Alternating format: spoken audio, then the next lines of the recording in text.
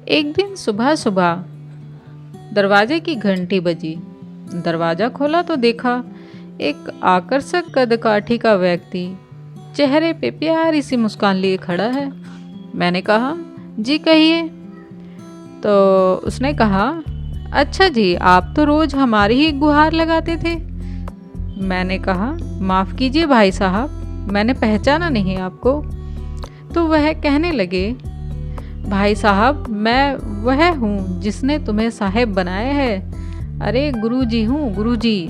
तुम हमेशा कहते थे ना कि नज़र में बसे हो पर नज़र नहीं आते।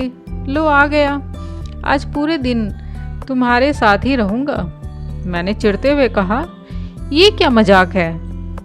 उन्होंने मुस्कुराते हुए कहा, अरे मजाक नहीं, सच है। सिर्फ तुम्हें ही नजर आऊँगा, तुम्हारे सिवा कोई देख सुन नहीं पाएगा मुझे।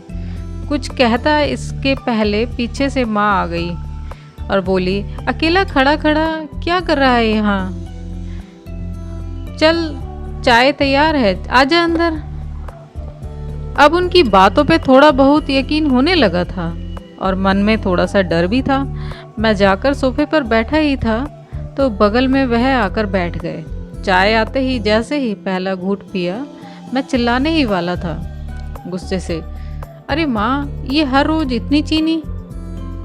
कुछ कहता इससे पहले ही ध्यान आया, अगर ये सचमुच गुरुजी हैं तो इन्हें कतई पसंद नहीं आएगा कि कोई अपनी माँ पर गुस्सा करे।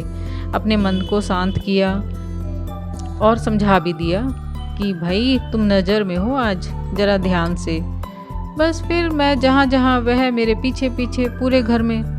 थोड़ी देर बाद नहाने के लिए जैसे ही मैं बाथरूम की तरफ चला तो उन्होंने भी कदम बढ़ा दिए। मैंने कहा, गुरुजी यहाँ तो बख्श दो। खैर नहा धोकर तैयार होकर मैं पूजा घर में गया। यकीनन पहली बार तन्मयता से गुरुजी वंदना किया, क्योंकि आज अपनी ईमानदारी जो साबित करनी थी। फिर ऑफिस के लिए निकला। अपनी कार में बैठा तो देखा गुरुजी पहले से ही बैठे हुए हैं। सफ़र शुरू हुआ तभी एक फ़ोन आया और फ़ोन उठाने ही वाला था कि ध्यान आया, तुम नज़र में हो आज।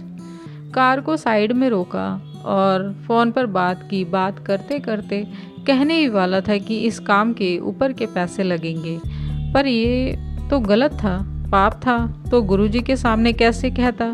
तो एकाएक मुंह से निकला, आ जाइए आप, आपका काम हो जाएगा आज। फिर उस दिन ऑफिस में ना स्टाफ पर गुस्सा किया, ना किसी कर्मचारी से बहस की। वैसे तो 25-50 गालियाँ तो रोज़ अनावश्यक निकल ही जाती थी मुंह से मेरे, पर उस दिन सारी गालियाँ कोई बात नहीं, इट्स ओके में तब्दील हो गई।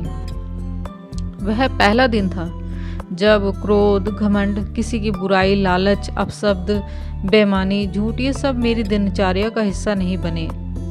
शाम को ऑफिस से निकला, कार में बैठा तो बगल में बैठे गुरुजी से बोल ही दिया, गुरुजी सीट बेल्ट लगा लीजिए, कुछ नियम तो आप भी निभाएं। उनके चेहरे पर संतोष भरी मुस्कान थी। घर पर रात्रि भोजन जब परोसा गया तब शायद पहली बार मेरे मुख से निकला था, गुरुजी पहले आप लीजिए। और उन्होंने भी मुस्कुराते हुए निवाला मुंह में रखा और भोजन के बाद माँ बोली, पहली बार आज खाने में कोई कमी नहीं निकाली आज तूने। क्या बात है, सूरज पश्चिम से निकला है क्या आज? मैंने कहा, माँ आज सूर्योदय मन में हुआ है। रोज मैं महज खाना खाता था, पर आज प्रसाद ग्रहण किया है माँ, और प्रसाद में कोई कमी नहीं होती। थोड़ी देर टहलने के बाद अपने कमरे में गया। शांत मन और शांत दिमाग के साथ तकिए पर अपना सिर रखा तो गुरुजी ने प्यार से सिर पर हाथ फिराया और कहा, आज तुम्हें नींद के लिए किसी संगीत, किसी दवा और किसी किताब के सहारे की जरूरत नहीं है। गहरी नींद में गालों पे थपकी से उठी। कब तक सोएगा, जाग जा। माँ की आवाज़ थी। सपना था क्या? शायद सपना ही था। हाँ, सपना ही था, पर नींद से जाग गया। अब समझ में आ गया उसका इशारा। तुम नज़र में हो, जिस दिन ये समझ गए कि वो देख रहा है, सब कुछ ठीक हो जाएगा।